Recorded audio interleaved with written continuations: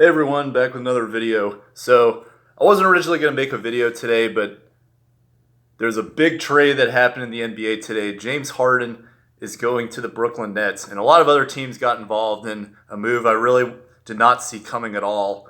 So, I'm going to get into that. I'm going to give trade grades for every team, and I'm going to explain what I think will be the takeaway from this trade.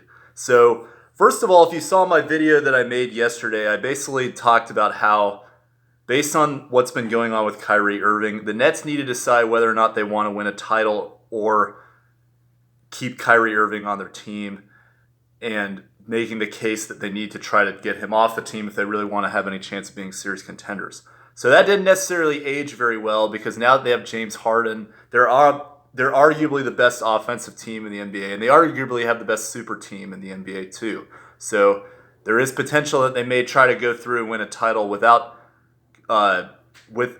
Kyrie Irving still on their team, which they're doing right now. But I think that it confirms a point that a lot of the news that came out about Kyrie Irving, as well as the stuff that came out about James Harden complaining about the blowout loss that the Rockets had last night, I think that made the Nets essentially push the panic button and feel more pressured into making this trade, because depending on what Kyrie Irving was going to continue to do, they wanted to have some kind of insurance plan in case he, for some reason, continues to be out for a long period of time, or even if some people have talked about consider retiring, which I don't necessarily see him doing that this season. I would be surprised if he did that. But I think that they had to do this trade to give themselves insurance to still compete with Kyrie on their team and avoid a situation where he could potentially be absent the whole season and they're relying solely on Kevin Durant. So, confirms some of the stuff that I think I brought up in the video yesterday, but didn't exactly happen the way I thought it would. So let's talk about these trade grades for each team. So, as a recap of the trade, what essentially happened is that the Nets got James Harden, the Rockets got Victor Oladipo, Rodions Kurucs, Dante Exum, and a series of picks from both the Nets and the other teams that got involved. So the Pacers, they sent a second-round pick and Victor Oladipo for Karis LeVert, who came over from the Nets.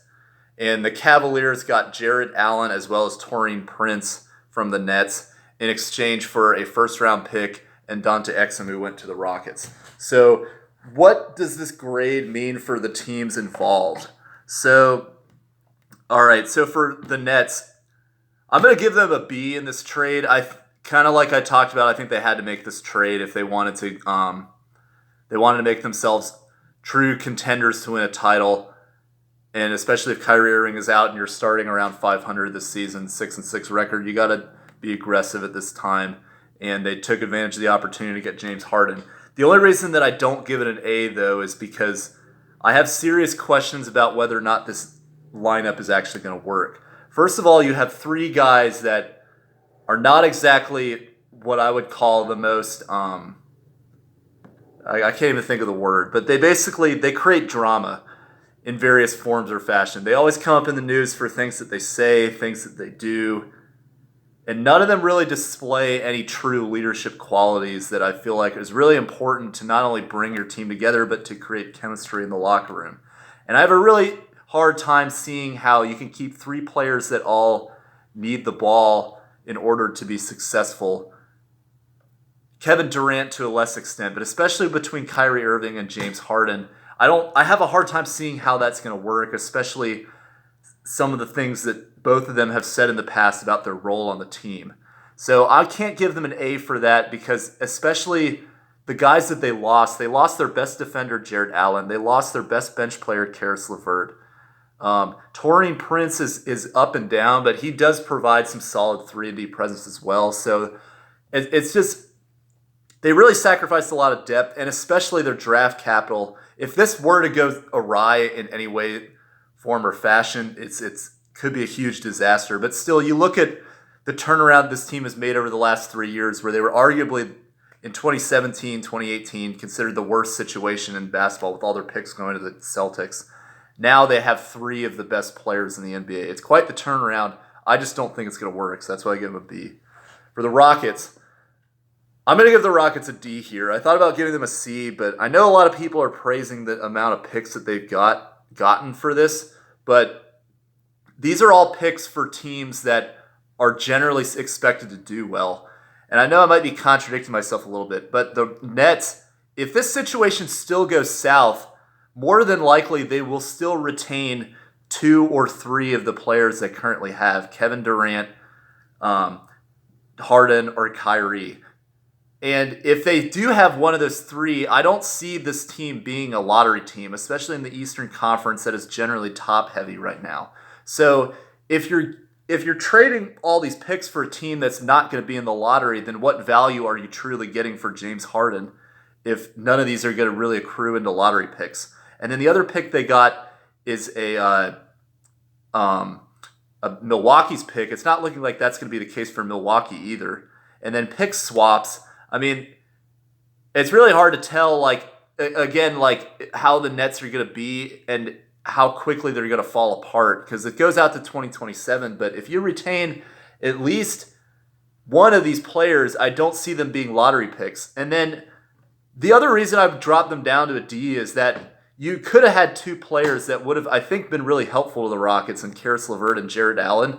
But they flipped them. They flipped LeVert for Oladipo, who's got health issues, and a second-round pick. And then they flipped Allen for a first-round pick and a point guard who's proven to be a bust. So they really could have used them. And I just think this is terrible mismanagement of the situation. When they could have had so many better offers out there if they had taken their time, or if they had chosen to act on this when it was initially brought up 2 months ago that he could potentially be looking for a trade. I just think the Rockets really did not manage this well. It's been one of many series of trades that they messed up. And over the last few years, you go back to the Capella trade, the Westbrook for Paul trade, the Westbrook for Wall trade, and it's just really bad management on their part. I give them a D.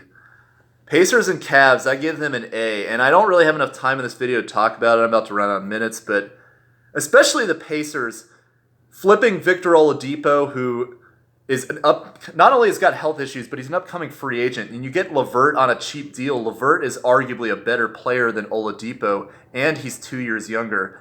Definite win for me. I like what this Pacers team is doing. Very underrated moves. And Jared Allen, insurance plan for Andre Drummond, who's probably going to leave as well. Pretty smart trade for the Cavs. I like what they did there. They honestly, I don't think, lost too much because that pick is Milwaukee's. It's not going to necessarily be very high. So that's my takeaway from this trade. If you're interested in videos like these, please let me know. And yeah, see you next time. Thanks.